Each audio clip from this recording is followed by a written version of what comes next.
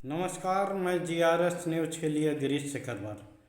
आज का ब्लॉग मैं राहुल गांधी की उस प्रेस कॉन्फ्रेंस को लेकर करूंगा जिसमें कि उन्होंने चुनाव आयोग को बाकायदा आंकड़ों के सहित बताने का प्रयास किया है और देश के सामने ये स्थिति रखी है कि किस प्रकार चुनाव जीतने के लिए चुनाव आयोग सत्ताधारी दल के साथ मिलकर खेला करता है। निश्चित तौर पर इसमें कई आंकड़े चौंकाने वाले हैं, जैसे कि नए वोटरों में अधिकांश जो नए वोटर बनते हैं वो 18, 19 या ज़्यादा से ज़्यादा 20 साल तक के होते हैं। किसी विशेष परिस्थिति में 21, 22 साल के मतदाता हो सकते हैं, लेकिन बेंगलुरु, सेंट्रल बेंगलुरु की महादेवा सीट पर 70 साल, 56 साल, 89 साल के बुजुर्ग नए मतदाता बने। और सबसे चौंकाने वाली बात तो ये रही कि एक कमरे के फ्लैट में 80 लोग के वोट बने पाए गए। दूसरा कि जिस डबल वोटों के कारण बिहार में चुनाव आयोग मतदाताओं के वोट काट रहा है, वहीं आश्चर्यजनक रूप से ये पाया गया कि सिर्फ कर्नाटक के ही विभिन्न विधानसभाओं में ही नहीं बल्कि करीब 4-5 राज्यों में एक ही मतदाता ने वोट डाला, चाहे वो महाराष्ट्र हो, हरियाणा हो, उत्तर प्रदेश के लखनऊ हो, बनारस हो, यहाँ तक कि कर्नाटक की 3-4 विधानसभाओं में भी उसने मतदान किया। निश्चित तौर पर इसे भले ही कोई खारिज करने की कोशिश करे या अभी तक जो चुनाव आयोग राहुल गांधी के आरोपों को ये कह के झुठला देता था कि इसमें कोई पर्याप्त सबूत तो है ही नहीं, ये राहुल गांधी की और राहुल गांधी की टीम ने जो कर्नाटक की सिर्फ एक विधानसभा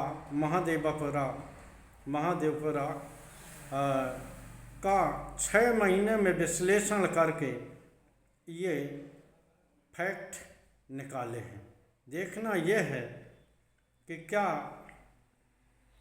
चुनाव आयोग इस पर कोई कार्रवाई करेगा। ये प्रश्न भले ही प्रश्न बने रहें, लेकिन मुझे नहीं लगता कि चुनाव आयोग इस पर कोई कार्रवाई करने वाला है, क्योंकि चुनाव आयोग किसके लिए काम करता है आप लोगों को बताने की आवश्यकता नहीं। और जिस तरह से राहुल गांधी के प्रेस कॉन्फ्रेंस के बीच ही उन्हें एक नोटिस मिला, जो कि स्थानीय चुनाव आयोग होता है कर्नाटक प्रांत का, उसने कहा कि आप हलफनामा के सहित अपने आरोपों की पुष्टि करिए।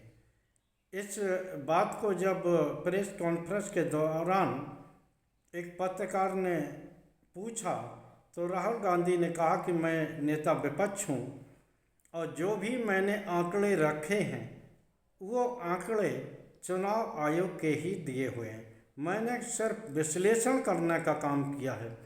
अब ये बात चुनाव आयोग को करनी है कि वो मेरे इस फैक्ट चेक पर जांच करा के और जांच कराने के बाद यथास्थिति जो भी स्थिति उसकी हो उसको देश के सामने रखे, मतदाताओं के सामने रखे। निश्चित तौर पर चुनाव आयोग की प्रतिष्ठा जो 11-12 सालों से ज़्यादा गिरी, वैसे चुनाव आयोग पर हरदम तमाम उसकी कार्यशैली को लेकर प्रश्न उठता रहा है। चाहे जिस भी दल की सरकारें रही हों, विपक्षी दलों ने हरदम आरोप लगाया है कि चुनाव आयोग सत्ताधारी दल के पक्ष में झुका हुआ दिखाई देता है। लेकिन जिस तरह से आंकड़ों के सहित राहुल गांधी ने अपनी बात प्रेस के सामने रखी, आम जनता के सामने रखी और पूरे देश को ये बताने का काम किया कि किस प्रकार लोकतंत्र का एक जरूरी जो कारक है चुनाव, उस चुनाव को किस तरह से मैनिपुलेट किया जाता है, किस प्रकार आंकड़ों के माध्यम से उसे एक पक्ष में करने की कोशिश की जाती है। ये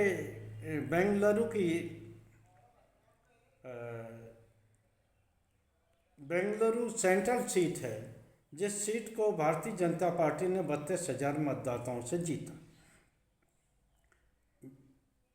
32,000 वोटों से जीता।